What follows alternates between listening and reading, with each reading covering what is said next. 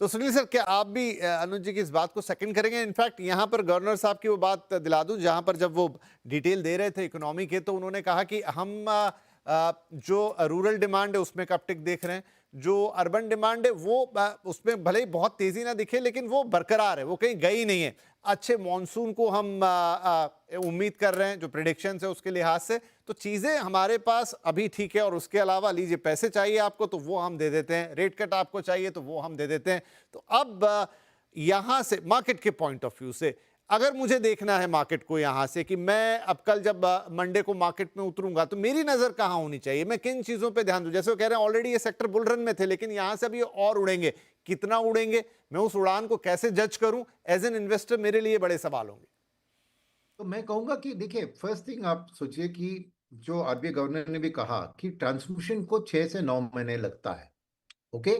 अब उन्होंने 50 basis points already कर चुके थे, थोड़ी बहुत ट्रांसमिशन हुई है। ये 50 को फ्रंट लोड करने से और सीआरआर कट को साथ देने से ये 6 से 9 महीने का शायद वो समझिए 4 से 6 महीने में हो जाए। तो मन ये साल तो चला जाएगा, मगर असली इंपैक्ट इस सब का दिखेगा अगले साल। इसलिए उन्होंने इस साल की ग्रोथ रेट में कोई बदलाव नहीं दिखाया, जो 6.5 थी उसी पे रखा। मगर प्रेस कॉन्फ्रेंस में बताया कि हमारी उम्मीद है कि अगले साल में 7 या 8% जो हमारी एक एस्पिरेशनल ग्रोथ है उस पर चला जाए।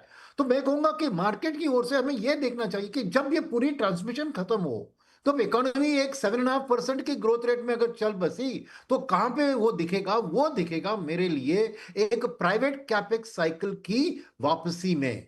क्योंकि ये जो हम कह रहे हैं ना, ऑटो, रियल्टी, कंज्यूमर डिस्क्रिशनरी और अफोर्डेबल हाउसिंग, इससे आपको वॉल्यूम ग्रोथ जो मिलेगी उससे हमारी प्राइवेट सेक्टर की कैपेसिटी यूटिलाइजेशन जो 75-76 पे अटक गई है, वो शायद 80, 82, 85 लेवल तक चली जाएगी। तो प्राइवेट कैपेक्स में जो तेजी पकड़ेगी ना, वो बात बैटिंग वाली बात है, जो आज हम एक एक साल के बाद वाली ग्रोथ को डिस्काउंट करने लगे। और वहां पे मुझे सबसे बड़ी चीज होती है infra related segment, capital goods, EPC contractor, वो और पब्लिक सेक्टर बैंक।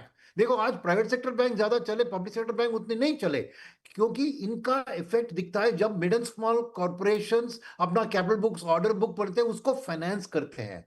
तो मेरे लिए अब से सोच मार्केट की थोड़ी लंबी दिशा में होगी, और एक लॉन्गर टर्म बेट्स वाली बात, जैसे पब्लिक सेक्टर बैंक हो या इंफ्रा रिलेटेड बैंक हो, उसमें मैं देखूंगा कि बाइंग अभी शुरू होगी, क्योंकि एक फ्यूचर के बारे में एक कॉन्फिडेंस आज आ गया है इसके कारण। तो शॉर्ट टर्म में ये सब चलेंगे, मगर मीडियम टर्म के लिए अब हमें चूज करना है जो सेक्टर थोड़ी लंबी दिशा से देखने की जरूरत, वो मुझे कल से दिख लेंगे। और सेकंड, और एक ट्रिगर की उम्मीद है मार्केट को, वो है बीटीए का साइनिंग, वो अभी है। तो जब वो बीटीए का साइनिंग होता है तो कौन सी सेक्टर उसमें पॉजिटिव निकलती है, उसमें भी रुझान एडिशनली आएगी। तो मैं कहूंगा कि उसी चीजों के पर अब ये तो हो गया मार्केट ना, buy on the rumour sell on the fact कहते हैं ना, अब ये फैक्ट हो गया। अभी आने वाले रूमर या एक्सपेक्टेशन जो है उसके ऊपर हमारी ध्यान होनी चाहिए, वहां पे ही आपको एक ग्रोथ की पोटेंशियल दिख सकती है। तो ठीक है, ये भी एक आपका नजरिया रह सकता है। एक चीज गुलाम साहब आपसे पूछना चाहूंगा, आपने कहा कि अब फोकस जो है शिफ्ट होता हुआ नजर आएगा अफोर्डेबल मिड सेगमेंट हाउसिंग पर। थोड़ा रियल एस्टेट के पर्सपेक्टिव से सवाल है और उसे हम मार्केट से भी जोड़ के देख लेंगे कि अब जो रियल एस्टेट के साइकिल्स होते हैं वो 5-5 साल, 6-6, 7-7 साल के होते हैं, मतलब साइकिल इन द टर्म्स की, जहां पर कोई एक तरह का प्रोडक्ट आप बाजार में लेकर आ रहे हैं, वो आपने जमीन ली, उस पर घर बनाया, कंप्लीट किया, बेचा, 5 साल 7 साल अगर सब कुछ समय पर रहा। वैसे तो हमारे यहाँ चीजें लेट ही हो जाती है रियल एस्टेट में, लेकिन अगर मैं कहूं कि यहां से अगर कोई चीज चेंज हो रही है तो उसका बाजार में इंपैक्ट आते आते, उस तरह के प्रोडक्ट आते आते, उस तरह की ऑफरिंग आते आते कितना वक्त लग जाएगा? क्या डेवलपर्स को पहले से ऐसा अंदाजा था, या इतने बड़े रेट कट का नहीं, लेकिन क्योंकि रेट कट का साइकिल तो शुरू हो ही गया था, तो धीरे धीरे ऑलरेडी पाइपलाइन में इसमें कुछ मौजूद है, या आप चीजें यहां से ही शुरू होंगी और होंगी तो कितना वक्त ले लेंगी?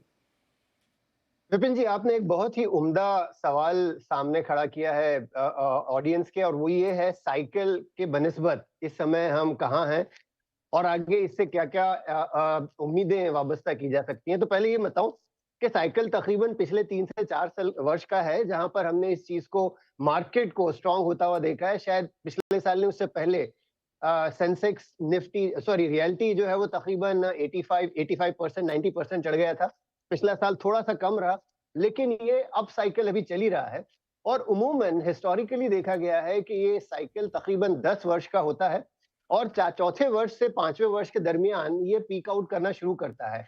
और जहां से हम देख रहे हैं तकरीबन 3.5-4 साल के दौरानिये में पहुंच चुके हैं। और यहाँ पर जैसा मैंने पहले कहा, एक फटीग सा आता हुआ दिख रहा था, क्योंकि केवल एक ही सेक्टर लग्जरी और सुपर हाई एंड का जो था, और मान लें कि उस सेक्टर की एक लिमिट है, उसकी एक सीमा है कि किस हद तक आप सिर्फ उस सेक्टर को लेके दौड़ सकते हो। आपको बैलेंस जो था वो बरकरार करना आवश्यक था।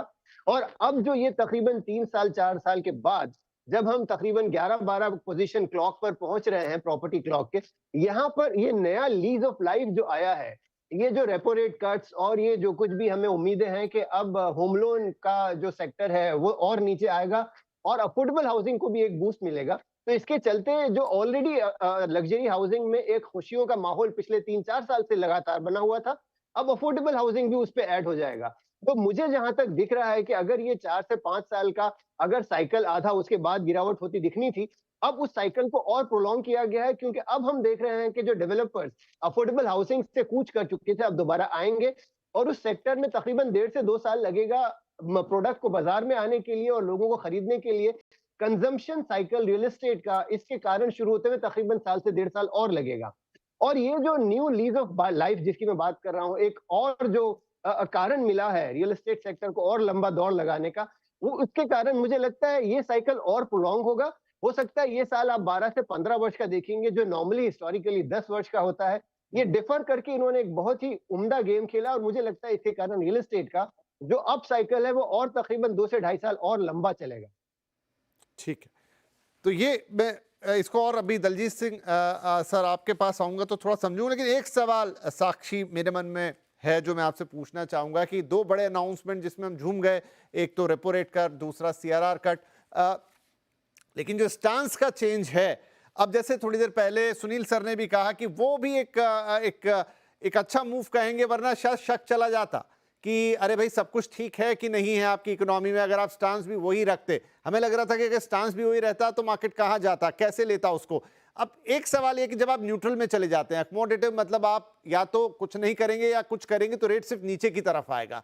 न्यूट्रल में आपके पास दोनों तरफ स्कोप हो गया, आप देखेंगे सिचुएशन को, आपको लगता है कंसर्न है, आप रेट को बढ़ाएंगे। अगर आपको लगता है मेरे पास मौका है, जगह है, उतना स्पेस है, तो आप रेट को घटा भी सकते हैं। तो क्या हम ये माने कि अगली साइकिल में, अब भले ही उन्होंने स्टांस को चेंज कर दिया, ऐसा लग रहा है कि थोड़ा टफ तरफ चले गए हैं, कोई जरूरी नहीं, हो सकता है कि नेक्स्ट जब एमपीसी हो और अगली पॉलिसी आए उसमें भी अगर एक रेट कट मिल जाए तो आश्चर्य नहीं होगा, 25 बेसिस पॉइंट का ही सही।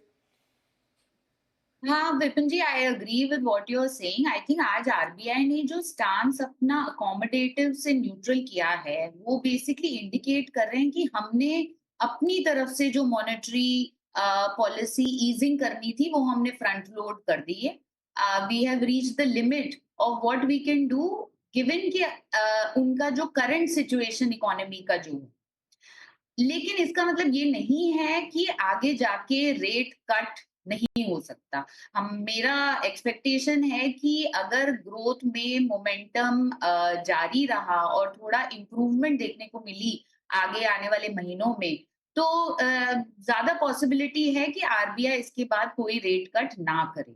लेकिन अगर हमें ये दिखाई देता है कि मॉनसून जैसे ये एक्सपेक्टेशन है कि मॉनसून इस साल अबव नॉर्मल होगा, रूरल डिमांड बहुत ज्यादा इंक्रीज करेगी, लेकिन अगर मान लीजिए मॉनसून सडनली बहुत अनइवन हो जाता है, या फिर आपको ग्लोबल साइड से बहुत ज्यादा नेगेटिव शॉक्स मिलते हैं एक्सपोर्ट्स ग्रोथ के ऊपर, तो उस सिचुएशन में आरबीआई के पास पॉसिबिलिटी है कि वो फिर से रेट कट की तरफ मूव करे। तो न्यूट्रल स्टांस बेसिकली आरबीआई को इस समय ग्रेटर पॉलिसी ऑप्शंस दे रहा है कि वो या तो पॉज पे रह सकते हैं, बट अगर जरूरत पड़ी तो वो आगे जाके रेट कट भी कर सकते हैं। ठीक है, चलिए, तो ये आरबीआई ने अपने लिए भी स्कोप रखा है कि अब वो किस तरह का डिसीजन रहे, लेकिन जिसको फ्रंट लोडिंग कह रहे हैं वो उन्होंने कर दिया है और डिपेंड करेगा कि आगे चलते हुए अभी इन्फ्लेशन भी एक चीज़ है। उन्होंने 3.4% 3.7 का टारगेट तो दिया है, लेकिन अगर आप क्वार्टर वाइज देखें तो उसमें क्वार्टर दर क्वार्टर चीज़ें थोड़ी थोड़ी अपटिक कर रही हैं, मतलब फोर्थ क्वार्टर तक जाते जाते वो 4 को क्रॉस कर जाती है। तो डेफिनेटली वो चीज़ें भी उनके मन में रही होंगी, जो उन्होंने देखा होगा कि उसका ओवरऑल मोमेंटम किस तरफ जा रहा है। वेल दलजीत साहब, जो गुलाम साहब ने अभी कहा कि बहुत सारी चीज़ें ऐसी होंगी, रियल एस्टेट तो क्योंकि एक अलग चाल से चलता है, उसकी साइकिल बड़ी होती है, कंस्ट्रक्शन चीज़ों का होने में वक्त लगता है, तो कन्वर्जन होते होते ज़मीन पे आते आते, मतलब जब उस तरह का सस्ता प्रोडक्ट होगा तो लोग उसके लिए लोन लेने जाएंगे, तब बैंकों का वो वाला ऑफटेक अलग तरीके से करेगा। तो ये जो टाइमिंग है, आज के डिसीजन के टाइमिंग का जो होराइजन होगा, जिसमें हमें उसके इम्पैक्ट आते हुए दिखाई देंगे, और उस लिहाज से अगर हम सेक्टर्स को देखें तो कैसे चूज करेंगे आप? तो विपिन जी, हमेशा इन्वेस्टमेंट जो है वो आपको प्रीएम्प्टिव होके ही करना होता है। तो जैसे अभी हमने पिछले 5-6 महीने से कॉल लिया था कि कंजम्पशन एक और रूरल कंजम्पशन स्पेशली इंडिया में आने वाले समय में बढ़ेगा। तो और उसके पीछे यही कारण थे कि हम रेट कट साइकिल में जाएँगे, हमारा ग्रोथ जो बेस इफेक्ट है उसका इम्पैक्ट होगा, वो सब हमें आगे जाके फेवरेबल हो जाएगा। तो ये प्रीएम्प्टिव आपको एक्शन लेना होता है जब आपको लॉन्ग टर्म इन्वेस्टमेंट करनी है। तो एग्ज़ैक्टली यही चीज़ आज आपको करनी है कि ये जो अगर इकोनॉमी मैक्रो इकोनॉमी ग्रोथ दिखेगी तो इसका असर कहाँ-कहाँ, किस-किस जगह पे आएगा। और अभी जो नियर इमीडिएट दिखने को मिलेगा तो शायद आई थिंक एनबीएफसी